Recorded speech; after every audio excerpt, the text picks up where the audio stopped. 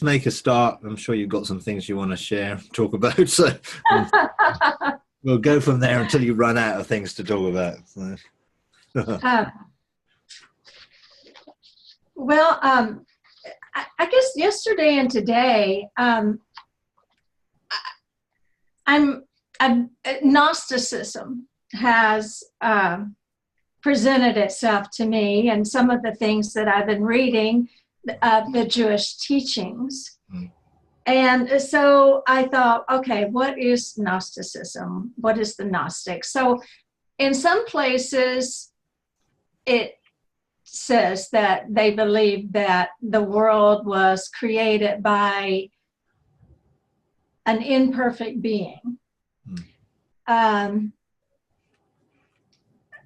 Obviously, it's not through Yeshua. Other places, it basically talks about esoteric teachings, you know. So I was just kind of pondering. I go, okay, well, I'm definitely against, you know, anything that does not represent the salvation of Yeshua. But now the esoteric teachings, it's almost, if you go in that direction, it's almost like through the salvation of Christ, even those teachings are allowed because that's the area, all of that. It's knowledge without Christ, coming from the tree of knowledge, basically, is the bottom line. But knowledge is sanctified through Yeshua. So it you know,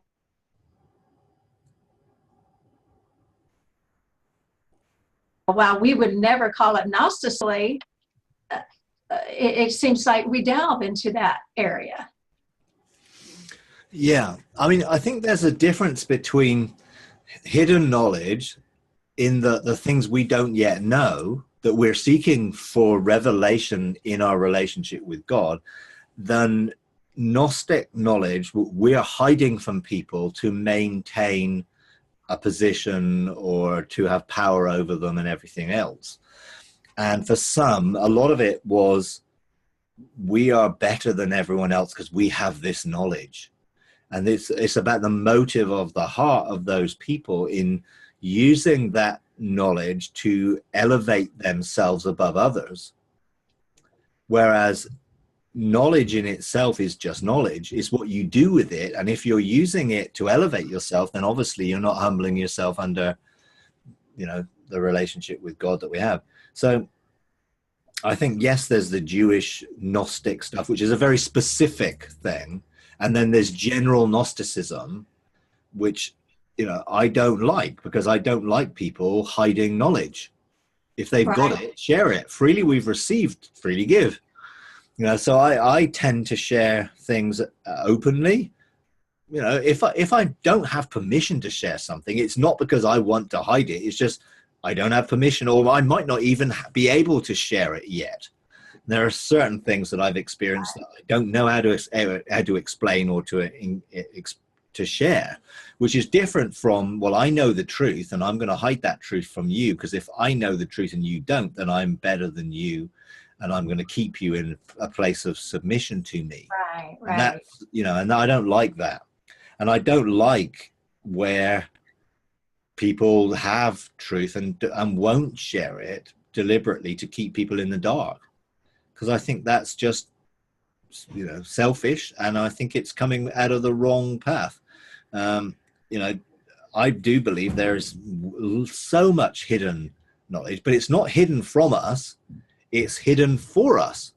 And as we pursue it, then we come into a deeper intimacy with God and we engage it, because it then becomes open, you know. And if it becomes open, then we then can share it with others so that they can then pursue it on their own journey, you know. So I do feel, you know, some of the criticism of whatever you call what we're involved in, whatever move that God is doing, some are using Gnosticism as a criticism, Right. Because they don't have the experience, and therefore they're criticizing others that do, because they're jealous of the experience, or of that type. So just because someone calls someone a Gnostic or an operating in, doesn't mean it's true, you know. But I'm sure there is an element in some things where, you know, because we're all imperfect and we're all, you know, on a journey, that some people have operated in a way which is of not necessarily revealing everything to people. And I think some talk about protocols and these great protocols for being able to do this and do that and do the other. And I just think they make it complicated. You know, it's almost like them, it's esoteric, and it's so complicated that people find it difficult even to be able to grasp. And I have never found anything really complicated in the kingdom.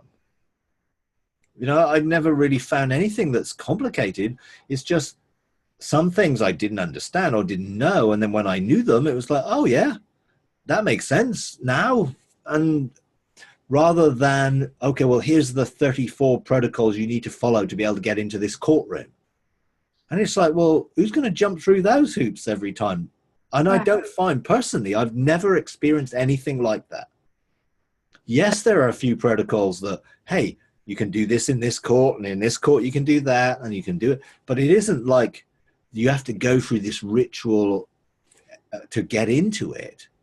That seems to me somewhat unnecessary in my own experience. You know, chant this for 30 times and then this will open. Well, that just formalizes it. So for me, anything which is non-relational and formulaic isn't my experience of God and how I've encountered God and how God has opened up realms of it to me. It's like if he showed me somewhere, then he opened up that realm for me to experience, and I can access it. Generally, just by thinking about it and going back there, you know, if I feel led to do so. So anything I think that makes it hard for people to engage could be classed as Gnostic by others. And I think genuinely, because it shouldn't be complicated, you know, and I don't think you have to go through 25 corridors and 15 doors to be able to get to somewhere. I just think that just makes it, you have to follow my protocol. Well, that's okay for that person, but don't try and make that protocol be the protocol everyone has to follow. Otherwise, it does become somewhat of a formula. Well, you have to go up this chute and you have to go through this and you have to go there and whatever. I just haven't found any of that in my own personal relationship. And where I have walked things in a particular path, eventually I don't have to follow the path. I can just go to wherever it leads, because that becomes a place where it's now part of my experience, you know. Yeah, but I can see why some would use that criticism. And sometimes it does become overcomplicated. And I was talking to a guy yesterday who found that when they started to listen to some of this teaching from particular teachers that we all know well, they got into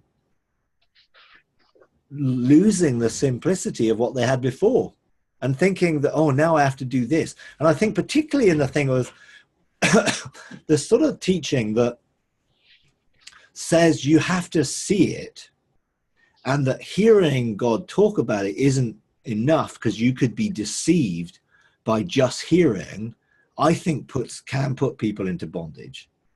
Because this guy really heard God speak to him and was very adept at doing what God said. And maybe God said, go and hand over, go and pray for this person or lay hands on that person. And they would do it and see results. And then they sort of picked up on this heavenly stuff. And it was just like, oh, well, if I haven't seen it as a picture in heaven first, then how can I be sure that's what God wants me to do, even though I'm hearing him tell me? And so they stopped doing what they heard God say because they tried to picture it and then they couldn't picture it. So they did nothing. Wow. And that to me is not good. You know, and I don't think that's what God intends or means by engaging heaven and outworking a mandate that we receive. I don't think it has to be so complicated that you have to do this and see this in light and do this and blah, blah, blah. Otherwise it becomes bondage. If God said to me, well, I'd like you to do this, and I know the voice of God, well, why would I have to go and dress it up into something else? Otherwise, well, I could be deceived because that might not be the voice of God. Well, that's no different than seeing something and having a false vision, is it? You could be just as deceived in seeing something as hearing something. Just because you see it doesn't necessarily mean it's right. You know, so I think there's a danger in some of this that people can lose the simplicity of the intimacy of relationship and get caught up in too much ritualistic or formulaic ways of doing things. Well, and that goes back to even some of the written prayers that you read online, or that you have books of all these written prayers. And that's what worked for them at that time. And I found with myself and some of the things I've been going through, I've just got to come to the place of rest, and the Holy Spirit will lead once I come to that to that place of rest, instead of trying to make something happen or thinking with the mind, okay, well, I need to do this, or perhaps it's this, and or whatever. And it's just like, if I settle down and just allow the peace of God to lead me, then the Holy Spirit is free to operate and guide me, and I accomplish a lot more. And I'm taken into places that astound me. It's just like, well, I would have never thought of that. I would have never gone there, and it's much more fun. It's much more freeing. So even other people's prayers, I was thinking the other day, I go, I ought to just throw out all of those things. I mean, they were good, and they were good for that group. But now we're being led as sons of God. And it's going back to that formula. It's not that same formula. Things change. You've got new things coming against the church now. And what worked before may not work now. You need to be led by the Spirit. Maybe it will, but maybe it won't. So you just had to be led. And I think it's okay if God says use this, but don't assume that we can just use someone else's formula, because God wants us to relate to him. If it's non-relational, then I find then that's a hindrance in everything I do. Because God is relational, and therefore he wants me to relate to him in that. So I've no problem people taking my stuff and then making it their own, using it as an inspiration to make their own prayer or make their own declaration or make their own decrees. I have no problem. But don't parrot it just because you think, oh, well, if I pray this, because then it just becomes, again, a formula, and it doesn't carry the life. So yeah, by all means, use it to then enable you to develop something yourself, rather than it becoming the only way to do it. Otherwise it does. And we can go back over years, and you can see within the Christian community the hope that you can get something that works, and therefore you grasp at the new thing or the next thing or the next fad because you're hoping it's going to work. And in hoping it's going to work, you're thinking, well, this will make it easy then. Well, most of the time that took a cost for someone to learn how to do that, develop it. And if you're not willing to pay the cost, do you think it's just going to happen because you can just use it? And I think we do like formulas, whether it be cell church or G12 church or purpose-driven church or this church or that church or whatever. Well, this worked. And now we think if we follow the same things, it will work for us. And if God didn't tell us to do it, well, then it won't work for us. That's the problem. And then people get disappointed because, well, I thought this was going to be the answer. And there may be some good principles in some of the things that you can learn in any of those things, but not just to export and copy the thing. And unfortunately, those that did see success in areas wrote books about it, started to do conferences about it, and then people tried to copy what they did as a formula rather than, did God tell you to do this? And that does, I think, create a problem for a lot of people. And it goes back to being a personal testimony. yeah. You know, that was their personal testimony. Yeah, and great to learn the principles of that, which is I engaged God and God showed me what to do. That's the principle, not God showed me to do this and now I'm telling you this is the way you have to do it, which unfortunately is what tended to happen, or people took it as, oh great, it worked for them, I hope it works for us. I remember years ago in the 90s, there was a ministry going around. I think Bill Wilson was the guy's name, and he did a bus ministry in New York, and he had fleets of buses, and and it was an amazing. All these young people were engaging, getting touched by God and whatever.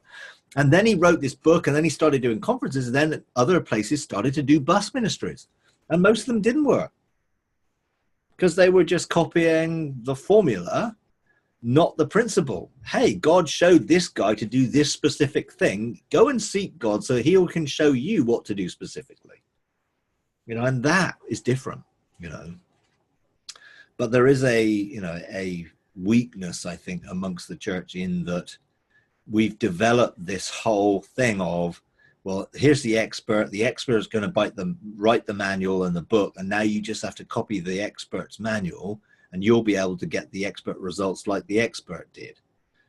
And, you saw that also with the transformation videos that were going around.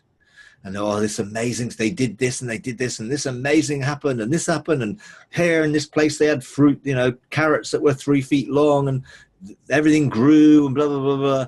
And it became, people were seeking for that formula rather than, no, the key in all this was they had an intimacy with God in which they engaged him and they heard what he said, And then you had the spiritual mapping. If we all do spiritual mapping, we'll all be able to do this and whatever, then spiritual warfare. And if we do this and we deal with the principalities and powers, then we're going to see this because this is the next thing we need to do. And so it all defaulted to a formulaic approach, which there's no life in it. That's the problem. You have to sort of squeeze life out of it rather than it flowing, because it flows out of that which is living in your relationship. I can't use someone else's testimony effectively for very long. I might be able to say, hey, I heard this good testimony the other day, but if it isn't my testimony, then the power of it is limited.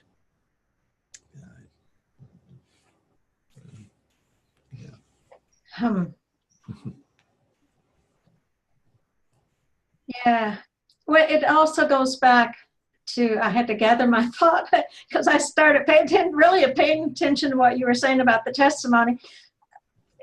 And it also goes back to who we are in Christ, what we are created to do, and the time and season that we are to do something. Not only the relationship with him, but was this designed for me to do it that way as well? Yeah, oh, absolutely, yeah. And I think what God wants us to do is discover our sonship so we can see the image that he has created us in, and we can be free to be that. And then we just have to be us, and we don't have to then conform to anyone else or measure ourselves against anyone else or look at what anyone else is doing. We can just be us. And if we're in relationship with people, we learn from each other, which is the way God intended it to be, but we don't copy what each other has done. We learn the principles and we learn the relational aspect of it, not, well, this person is doing this works, I'll copy what they're doing. Now, whenever I talk to people, I want to get beyond what they're doing to how they got there. How did they get to this revelation? How did they get to the truth that now they're operating in? Not, well, great, I'll take that truth and I'll try and use it. I want to learn the principles. Jesus was trying to teach his disciples principles. That's why he taught them in so many different ways. Not, well, you just have to follow this. Because, even after being with him for 300 years or so, they still didn't get it. Yeah, I mean, I always laugh when I read that.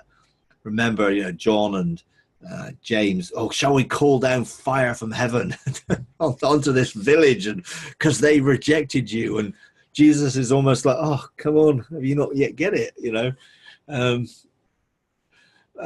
So I think, yeah, the relational aspect of knowing that we are individually uniquely made brings us into a place that, not that we don't need people, but we can relate to people and honor each other. I mean, I think honor is such a big thing within the kingdom. When we honor people for who they are, then we're blessed by them, and honoring someone is not putting them in the place of God. It's actually recognizing God in them and recognizing the image of God reflected in them and blessing them because of that and honoring them. And we receive the reward of their life. It blesses us, and we can be empowered by that and encouraged by that and everything else. But we don't have to be them. That's why we've got to be free to be us. Because we're only responsible for us. I'm not responsible for what someone else is called to do or who someone else is called to be. I'm only responsible for me. But that doesn't mean that I'm an island separated and independent from others.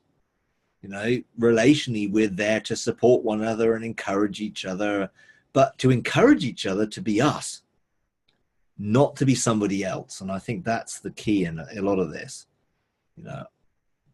There's been so much which has been promoting, hey, I want to be like that person. I want to be like that person. Well, no, I just want to be like Jesus in how he made me to be like him.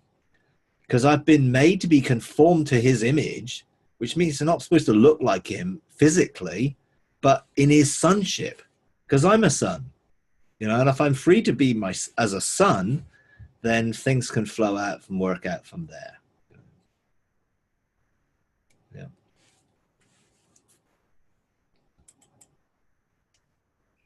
Yeah, we're always wanting someone else's mantle.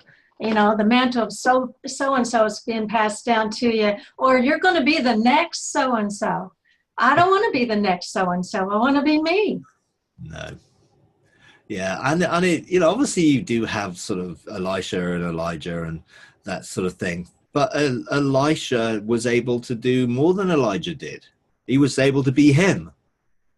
But to carry hey, you have authority to be you. Like Elijah had authority to be him. And we can pick it up as, well, he picked up Elijah's mantle and was Elijah. He wasn't Elijah. He was Elisha, operating in the authority to be Elisha.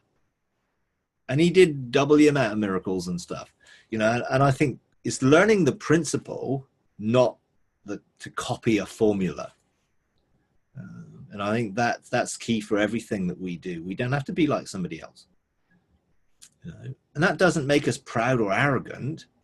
Jesus said, all who are weary and heavy laden, come to me and find rest. Learn from me. And I think, learning from Jesus came not to be served, but to serve. He came to model a different type of relationship and what God was like. He came to redefine the old covenant God that people had misinterpreted and had an image of. And he came to reveal the God of love, and he came to reveal sonship because he only did what the Father was doing. And it was all relational, and that's great, but I'm not Jesus. I'm a son. And I just have to be me that learns to be gentle and humble in heart. Because that's what Jesus said. Learn from me because I'm gentle and humble in heart. Which meant that he knew the fullness of his authority, strength, power as a son and totally surrendered it to do the Father's will. He knew his identity and completely surrendered it to the purposes of God, which is the two aspects of that, which is the learning from him. And if we can learn from him, then we can then be able to just be us. But to know who we are, not, well, I'm a worm and I'm nobody. I'm a son of God. But so is everybody else. And I'm not a better son than anybody else. I'm just a son, like everyone's a son, and we just need to find our sonship, and just be us. But being us doesn't sell many books or, encourage many conferences. That's part of the problem. It's just,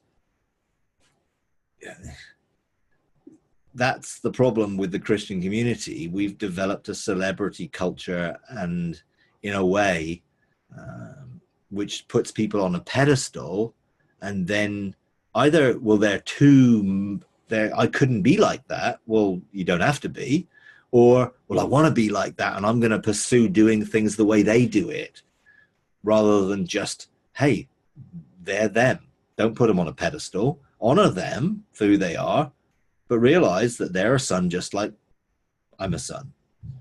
And I don't have to be them, and they don't have to be me. Therefore, I don't have to compete with anybody, and I also don't have to try and make people to be like me or conform to any of the things that are me. That's it. No one has to be like me. They just have to be like them. If any way I can inspire and encourage someone to be like them, then great. But that's as far as it goes when it comes to that.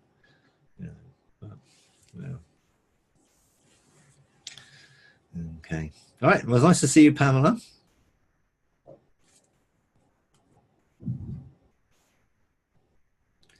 Yeah, sorry, I was late. That's all right. I totally agree. I think that the hardest part we are so used to, especially over here, from learning from everybody intellectually. We learn from conferences we go to, or learn from books or the Bible itself, and it's all coming from here and not from the heart. So a lot of the people that we meet here, when they do have those encounters with God, they're as a little child. Yeah. And they're going back to that place of having to relearn from Him. And so there's the unlearning and the relearning that has to occur. Otherwise, because I love the way you put that. It's a celebrity culture. This is about seeing ourselves through His eyes into who He created us to be, being secure in that, and then just letting Him be, giving ourselves permission to be who He created us to be. And when we get into community, unless we're secure in who we are, then community is where everything that's not of God will clash out, and surface. And it's hard because it's revealing. I've had that happen to myself, like, dang, where'd that come from? And it's like, all right, check me, God, where did that come from? But it's hard for people to see themselves through God's eyes. And I feel like in what we're doing, God really had us camp there with people. Let's quit looking to other people, and why don't you see who you are in His eyes? Because until we really become safe and secure in that, we're going to always look to other people.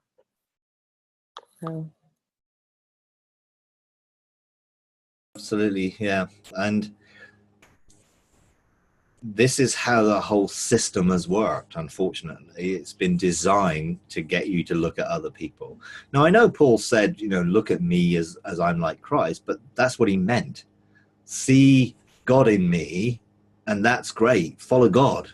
Don't follow me in that way. And I think there's, again, you can take scriptures and you can make anything out of it that fits what you want it to say, if you want to. The whole shepherding movement and all that stuff's used the same scriptures that other people were using for a completely different purpose to prove their point, and it's happened, over a long period of time. And I think the simplicity of what God is wanting us is just to come back to the simplicity of relationship with Him. Just be sons, just be in relationship with Him. It's too simple. Flow out of that, Yeah. It's just almost too simple. Yeah. Yeah, because we've overcomplicated it to make it a formula that others can follow. And it's very simple. Jesus said, my sheep can hear my voice. So listen to what he's saying in relationship and develop that and do whatever he shows you. I mean, it's really not that difficult, you know, but we've made it complicated in that we have to put people through all the things, and you have to do this and you have to do that and you have to do the other, you know. I think at the end of the day, people don't trust God because he's been painted to be such an angry God. Yeah. And he's been painted to be, just for a lack of a better word, you know, one way one time and one way another time. And so who could trust that? You know, and people you have to break down, they've got to understand the lies that they've believed before they can open their heart to a God of love. When they think that this is a God that could kill them in an instant or inflict them with some disease to teach them a lesson. I mean, we hear everything in here, and I'm just like, wow, you really have to take them back to forgive the people that planted those seeds so that the doors can close and they can entertain the thought that he is a father and he loves them and he would not hurt them, you know, that he wants to protect them. But I am just astounded at the theology that has entrapped so many people, and they get them in preschool, you know. Yeah. We had a lady just recently that had suffered with sickness for so many years and just had created a wall because the thought process was that God was trying to teach her a lesson. And when we took her to help her get to him, he had to take her all the way back to a toddler before she even had, you know, prefrontal cortex memory. The vision he took her into was as a toddler before an entire congregation of a denomination, which I won't name, but she had to forgive them at that place for the door to open for her to be able to receive him as a loving father. And it was awesome. And we see a lot of that. Yeah. I mean, I think that's where we find what God is doing throughout the Christian community, is to try and unveil the truth of who he is, and outside of the Christian community to those who oppose God because of what Christians portray him to be. You know, when Muslims meet Jesus, they have no problem. You know, when Muslims meet Christians, they have a big problem. You know, and that is unfortunately the world we are in has this view of God painted by the religious institution that isn't God at all, and they don't want, you know. And we're in this place where we're trying to be renewed from all the things that we thought about God which aren't true, to be able to present to the world that love and the God who is love in a way which is totally different, you know. And you know, most of the opposition obviously comes from supposedly brothers and sisters rather than in the other side of it. And it is such a insidious thing that presents God in a way that isn't, and then creates a whole system of theology and doctrine around it to keep people in fearful bondage, you know. And it's, Yep. you know, it's like the parable of the talent. You know, well, I heard you were like this, you were hard and you were this, and it's like, well, who told him that? Yeah. Who told him that God was like that? Well, he wasn't. Yeah. But he believed it, and therefore he acted as if he was. Yeah. And that's the problem. So many people are acting out of that knowledge, which is a lie, you know, so much lies. Well, it's a masterful plan. I mean, Yeah, totally. yeah. If you can get people to believe that God is like this and he isn't, then you totally remove the truth of the relationship and bring a religious system. Well, the relationship can't form because there's no trust. I mean, it is a brilliant plan. Yeah. Because, you know, if there's no trust, who would seek out a relationship like that? I mean, if the stories are true of which you've heard, then you would shy away from that. Yeah. Absolutely. Yeah. And I think we're in a time where God is removing those barriers, those lies, revealing himself in love, demonstrating such lavish love that it just exposes that as lies. I mean, that's the thing. You know, we can't go around and try and convince people intellectually that God is good. They need to experience his goodness. And when they've experienced his goodness, they know that God is good. You know, it's no good telling people that God is good when they believe he's not. You know, they have to experience God being good. And I think that's why this, whatever, all that we're doing is trying to get people to experience this, having encounter with this.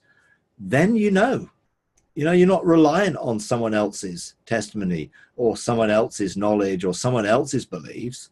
You know, because you've experienced, and therefore you have your own testimony of it, which cannot be denied. You know, and so many people are in that place where God is desperately trying to reveal himself to them, but they're blinded by their upbringings or other religious teaching or everything else. You know, and we've taught people that it's great to have faith.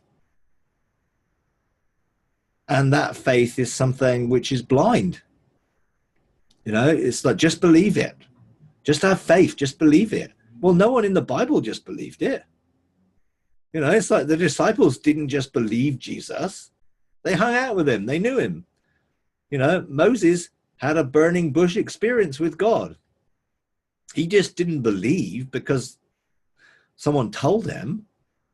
He was convinced because he met with God. The same with Joshua and Moses and, you know, Abraham. You know, Abraham didn't go to another country because someone else told him. God told him. You know, but we think it's great to people to believe and they've never met God. We need to introduce them to him. You know, and so that they have their own experience of him, then they believe. You know, faith is something that's given to us so that we can believe. It's not even our faith. You know. Well, it's also something that has to be cultivated. You know, the relationship, we have a lot of people that have encounters and engage God individually. We just facilitate, and so we let them have that experience. But then by the next week, they're back to all the distractions and all the things that have happened, and all of a sudden they, you know, an infant learns how to receive initially. Yeah. Okay, can't reciprocate, just learns how to receive. So the helping people receive is like a lot harder than it should be, because there's so much vying for their attention and their time in this culture that we live in. I mean, an internet is screaming their name, a Facebook screaming their name, and so spending 20 minutes with the living God is hard and difficult for people to carve out. And I mean, I don't get that, because honestly, I need him just to survive. I mean, that's just life for me. It's the air I breathe. But helping people establish a set time and this is the way we have to position it. If you want to reap the benefits of this love relationship, which is, a new life, essentially, then you have to invest in the relationship. Yeah. I mean, the only economy of a relationship is time. Yeah. And you can't go in with God with your laundry list and all of this. Initially, when you first met him, you have to understand the nature of love and just receive it. And it's overwhelming. I mean, his love is overwhelming, and it's a little bit painful initially. His love is, for people that have been walled off, and it's not something that's easy to do outside of community. No. So we're kind of encouraging people now to establish patterns and habits, you know, not wanting to get legalistic, not trying to define what that needs to look like. But if you want to continue in our program, you have to invest the time there in order for us to be able to, you know, we don't want to be in a situation where we're always going back to pull you forward. We want to walk with you, you know, from relationship to responsibility. But without the relationship, the responsibility is, you know, go to a Christian bookstore and check out a book. You know, it's not life-changing unless you have a relationship. So that's kind of where we've had to go back and say, all right, you know, we're going to need to require some things of you. And that is, well, Jesus did that. I mean, invest. Jesus said, well, if you're going to follow me and be my disciple, it's going to cost you everything. Yeah. You know, he didn't say, hey, you can do this for 5 minutes a day and it will be great. He says, no, it's going to cost your whole life. Yeah. Well, and even in that, your whole life, what it costs you is dying to your own life. Yeah.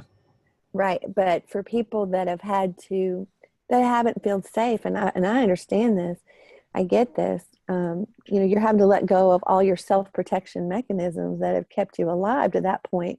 And that's not an easy thing to do if you don't trust the relationship. So there is that really kind of coddling place right there to be able to say, hey, taste and see that he's good, you know, and then let's all run together, you know. But we haven't been very successful at it. We have a couple that is really thriving in that, but we're asking the Lord about legislation and what to put in place to help this onslaught of distractions that's in this culture that we live in, to help stop the pull on people. Jesus talked about the soil of the heart. You know, it was like everyone received the word, but because of the state of people's hearts, that word did not always become fruitful. And if people were so distracted with the cares of the world that they took their eyes off the solution and kept looking at the problem, then the solution never manifested. And I think there is such a challenge for that. I mean, we can expect someone just to have a 100% pure heart from the beginning. That comes out of relationship and the trust that develops.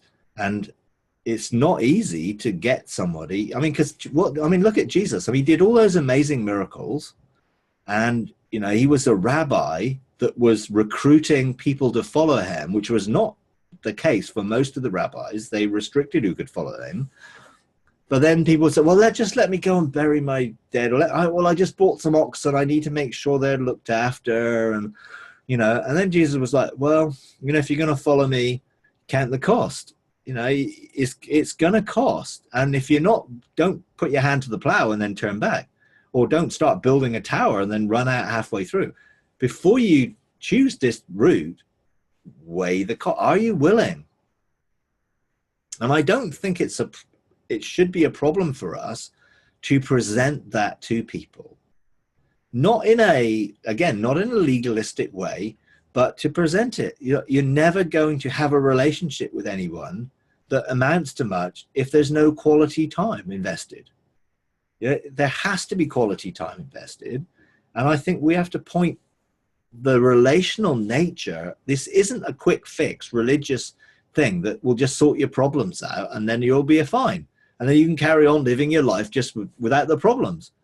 This doesn't work that way. You know, this is going to require, as you said, investment of time in relationship to get to know him, to trust him, so that you can allow him to remove the stones and the hardness and the cares of the world that are in our hearts, you know, so that we will have good soil and we will produce fruit. You know, you don't get any fruit from seeds that are sown onto hard ground or stony. It's minimal.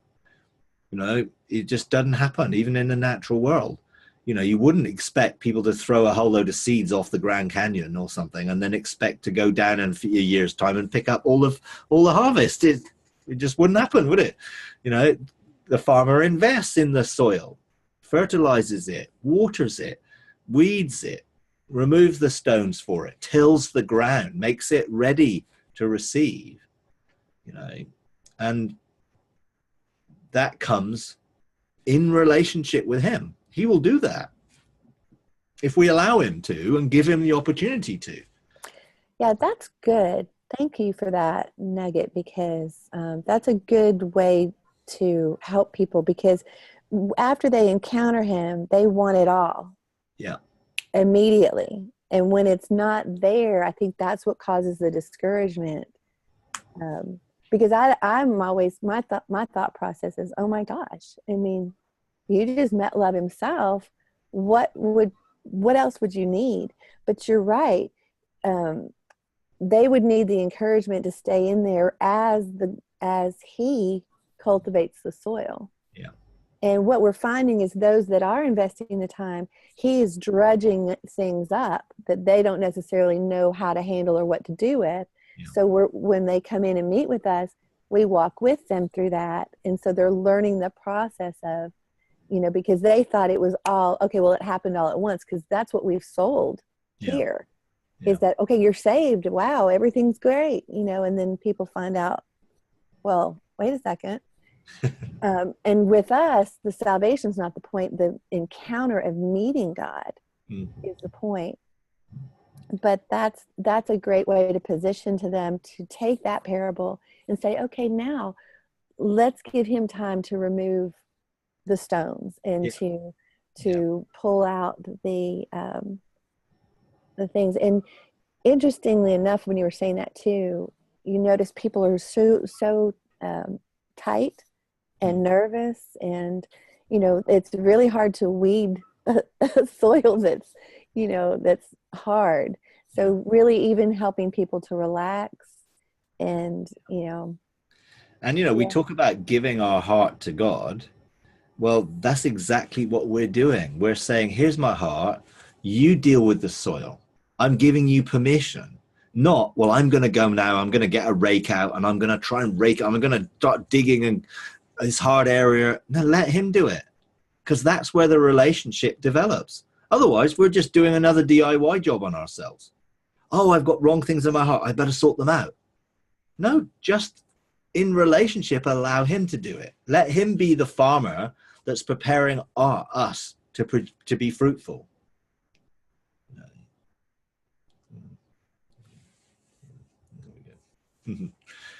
Right, Patricia, you had your hand up. So what was it?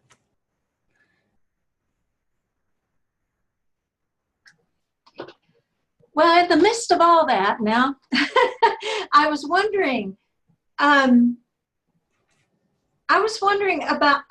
now I journal, and I know you do too. There are programs that I have looked into online. You know, sometimes I talk, and it's actually there's a lot of revelation in it, but I don't always tend to get everything written down.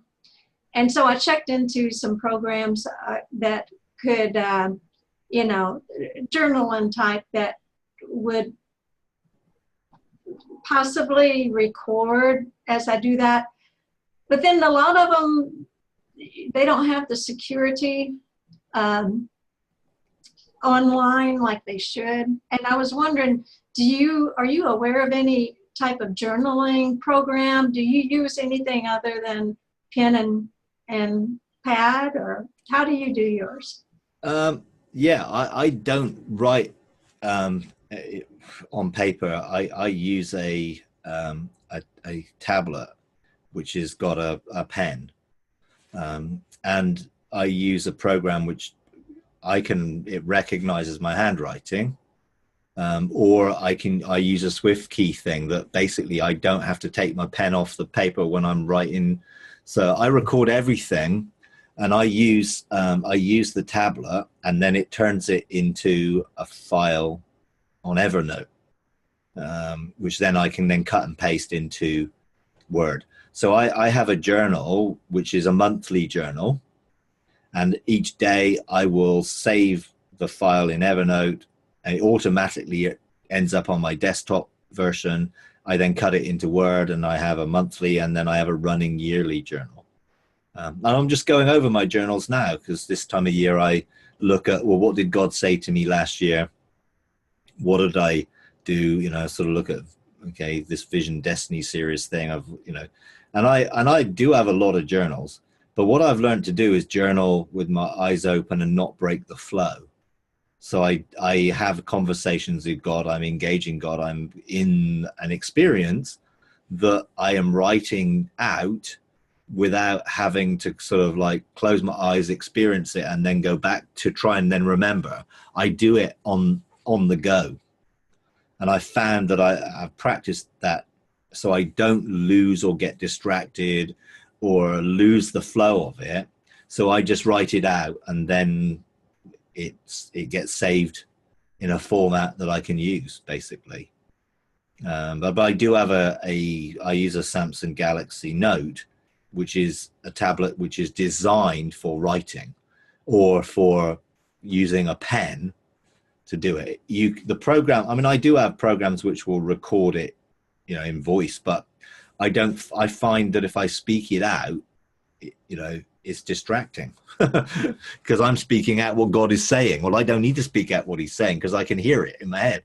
So, you know, I'm hearing it as his thoughts in my mind. So that's what I do. And, you know, then I go back. I mean, I've just cut and paste my journals into a PowerPoint presentation for this year. And I've got, I don't know, 596 slides, which most of them will end up being 2, 3, or 4 slides. So probably about 1,000 slides of just the things that God said and some of the experiences I had. And I've got to go through and look at them and think, okay, yeah, I remember that. Because a lot of things I receive and they are ahead of time. They prepare me for something. So then I read back and think, oh yeah, that now makes sense. It links together with something else God did or said.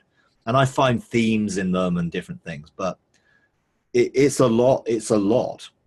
You know, God says a lot. I don't say, you know, in all those slides, the amount of things I've said are probably about like 20 words, you know, usually help or explain or how do I do that? You know, it's just listening to him and conversing and having a conversation that I record, you know, and, you know, I don't share everything of that necessarily because some of it is not necessary to share, or some of it may be, hey, this is for today.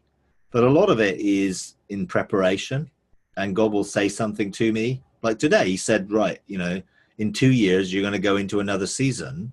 And you got to be prepared to let go of the previous season. So I'm like, oh, okay. No, I have no idea what he means, you know. And I didn't actually have any desire to ask him, because I guess he would have told me if he wanted me to know any more. But I will cherish that now and nurture it in my heart.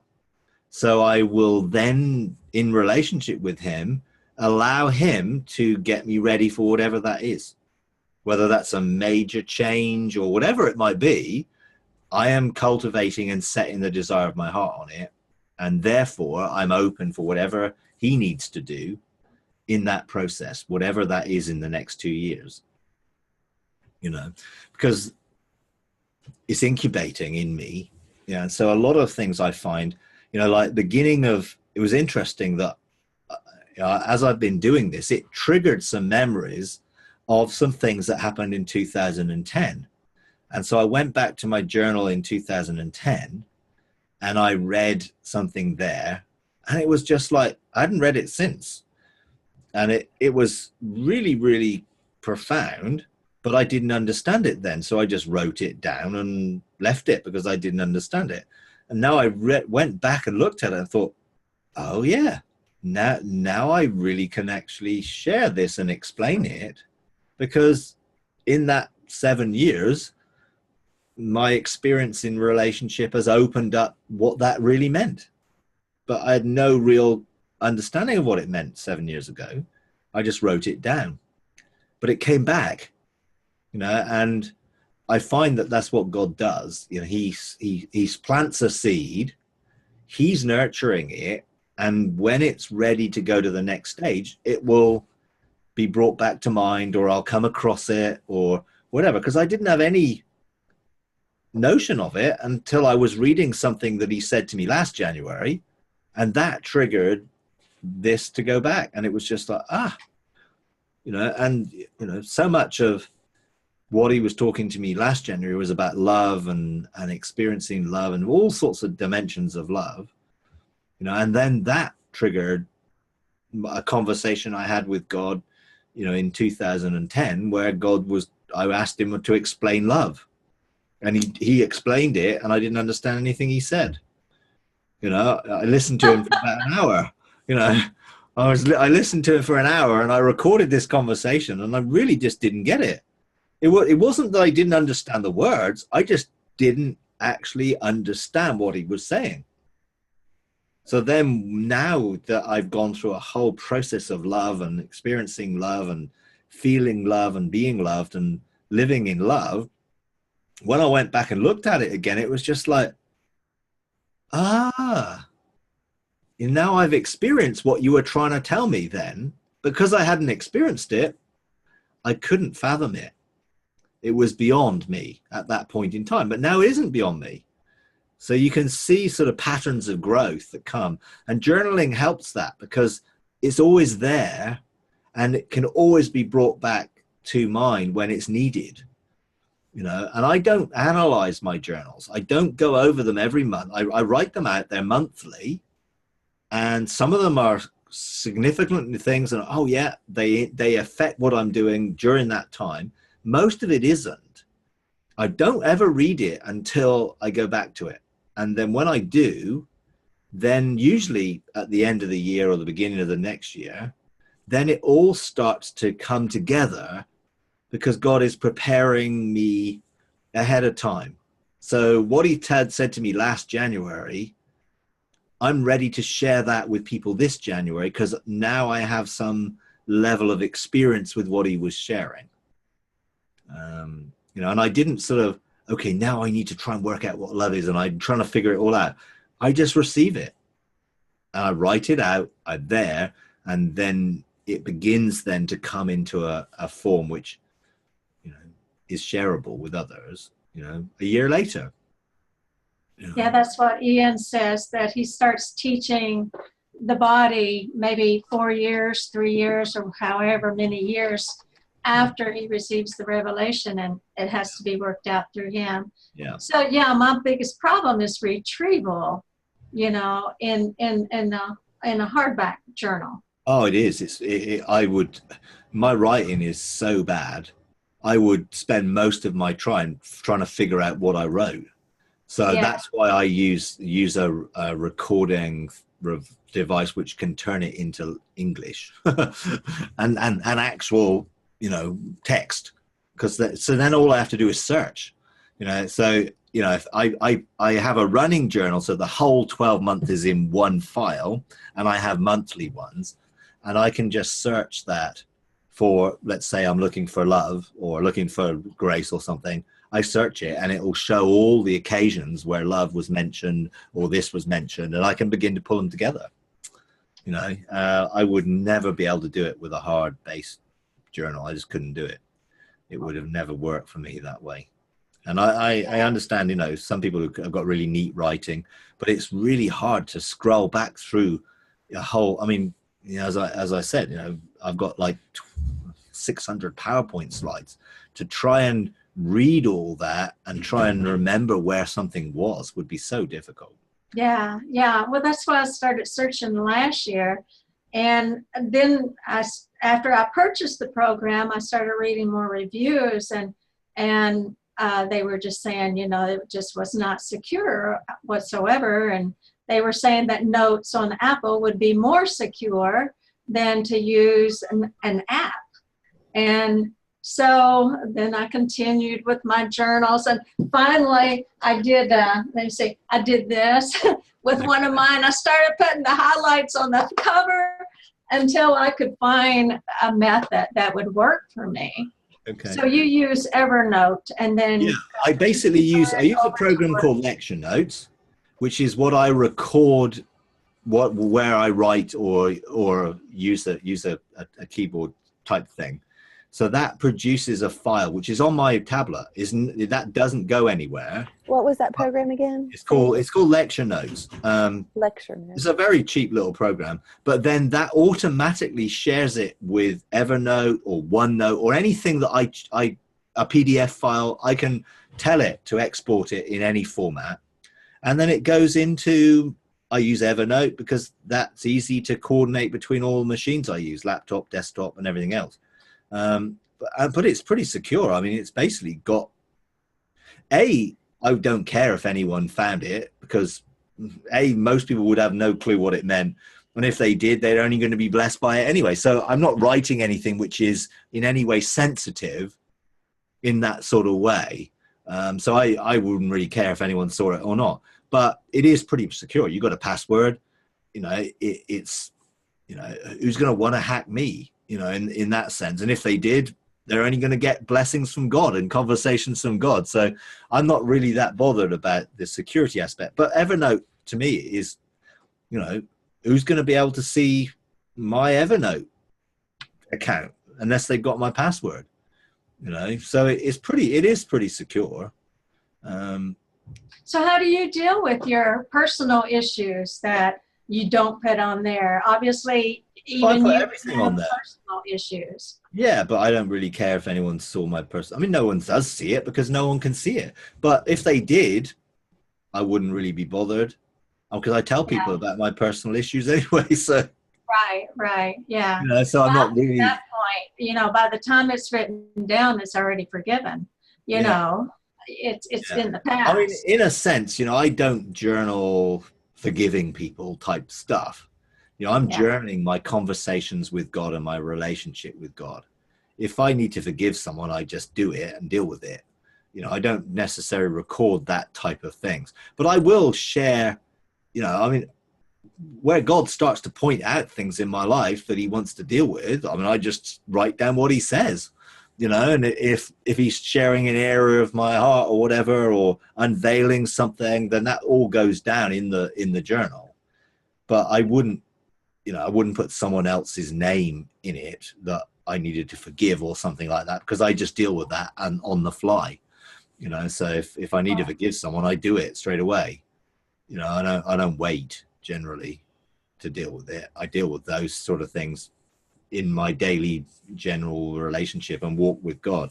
I'm really recording for me my intimate engagements and conversations with God, the things he says. Now, sometimes he does give some pretty direct things.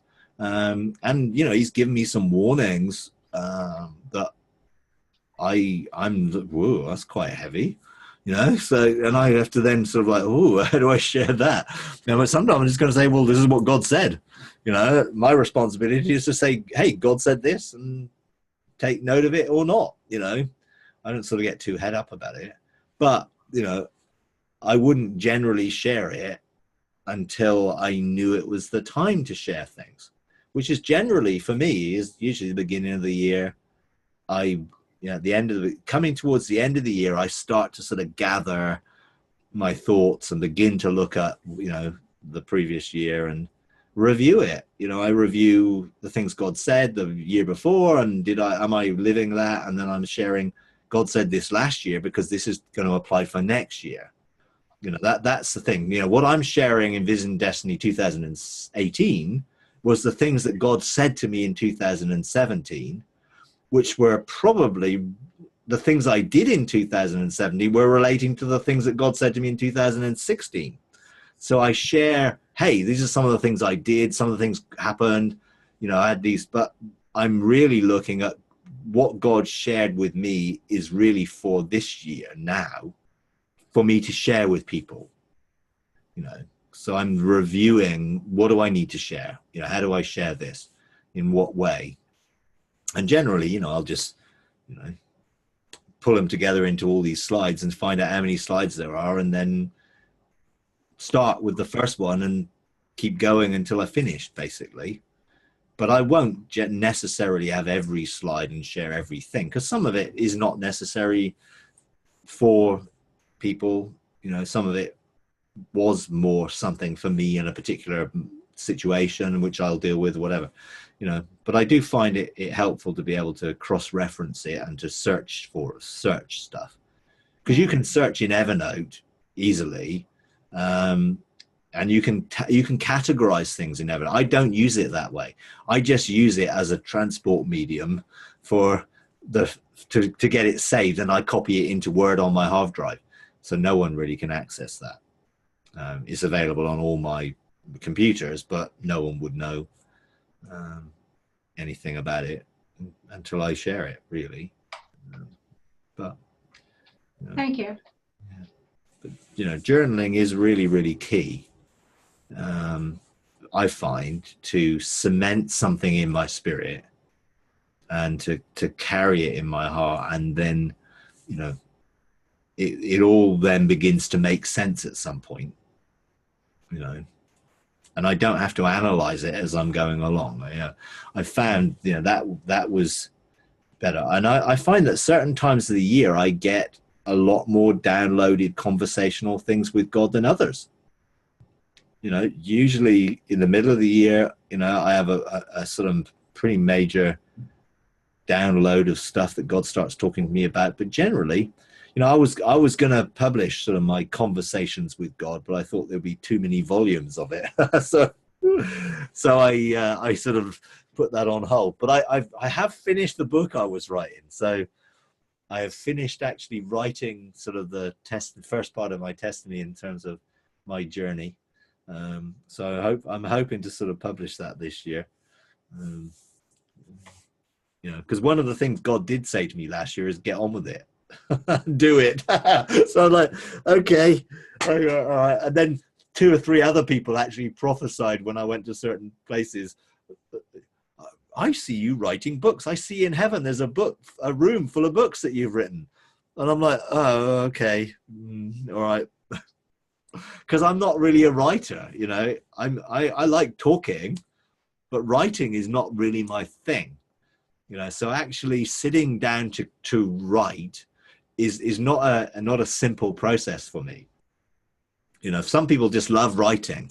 You know, I like talking to people. You know, I would love to sit down with a ghostwriter and them ask me questions and I just talk and they make a book out of it. That would be great. But it didn't really work that way. Fortunately, you know, I've got Jeremy who can sort of take my scribblings and make sense of them, you know, because he knows my heart and he's able to do that. So he's going to edit it. Well, he is already editing it and sort of making it sound good. We had a day where we just sat down and talked about it, and he had all these red things about, what did you mean here? Because quite often I'll be so excited while I'm writing something that I'll start the sentence and not finish it and go on to something else in the middle of it. And then about 5 paragraphs later, I'll pick it up. And he knows that because he's transcribed all the teachings into the blogs. So he knows what I'm like. So he's learned to discern what I'm trying to say. And you know, sometimes I read the blogs that he's done and I think, wow, that sounds so good. You know, I know I didn't say it like that, that's for sure. But he makes it sound great in English, whereas, you know, it's not. But yeah, I think it'll be a fun book in terms of sharing my story. But I'm not doing it linearly, as in, well, I'm starting in, you know, 1958 and I'm doing it in like threads, like a tapestry. You weave a thread that goes along and then eventually it sort of crosses with other threads that are vertical. So I'm sort of doing like 4 parts of the story that go to the beginning to the completion of that aspect of it. And then I'm going to start, and then I do another. So I think I've got 4 threads or something that sort of paint a picture when they're all sort of picked together. I felt that was the way to do it, rather than chronologically going through my life and trying to So, you know, I share my engagement with God as Father as one sort of mini story, and then how I learned to see in the Spirit as another mini story. Obviously, they cross-reference each other, and then I think I did sort of the dealing with soul and spirit as a mini story, and then eventually the deconstruction of my mind. So there's like 4 mini stories within it, but each one of them can be read as a complete picture. Well, as complete as I can get up to now. Anyway. So when does it come out? I don't know. Hopefully this year. It's early this year sometime. I'm just going to self-publish it, I think. You know, so because you can just, in self-publishing, people just produce the amount of copies that people want to buy. Yeah. So someone orders it on Amazon and they'll print it and send it, which is great, because you don't have to. You used to have to sort of print 2,000 copies or something and have to store 2,000 copies of a book somewhere. But now, you know, I'll probably print out, you know, 50 or so, and then just let people order the ones that they want if they want to buy it. You know. Yeah. I think that's the best way of doing it. 2 of my favorite books are letters that people have written to other people. Yeah. One is Letters by a Modern Mystic. Oh, right. Okay. Oh my gosh. That is Frank Laba. Just an incredible man. Just one of the people I admire so much. He's passed now, but he wrote pen letters to his father when he was in the Philippines on a mission, in the mission field. He actually just met God for the first time in his life in his late 60s. But it's a beautiful, it's just a small little book. And then of course, Brother Lawrence, I love his letters that they put together, practicing the presence of God. And it's cool because they were just written, they were never written to be published. They were just written to, I think Lawrence was a friend that he sent them to. And then Laba was his father, but just the depth of the revelation, you know, that you wouldn't normally be able to share any other way. Yeah, I sort of, you know, got there in the end, and hopefully it will be sort of an interesting read, but we'll see. Yeah, I wanted it really to reach people who may relate to different aspects of the journey, you know, rather than it sort of being one long story, but actually just different aspects of that people could pick up and read that, and it could have a positive impact or an encouraging impact on them. You know, which some of it will be a little bit challenging towards the end of each story, because it gets deeper and deeper as I, you know, go deeper with God into Father Heart stuff. And then, you know, particularly the deconstruction of my mind may well be a bit challenging to some people by the time they get to the end of that one. But hey, yeah, that's okay. Anyway, all right, okay.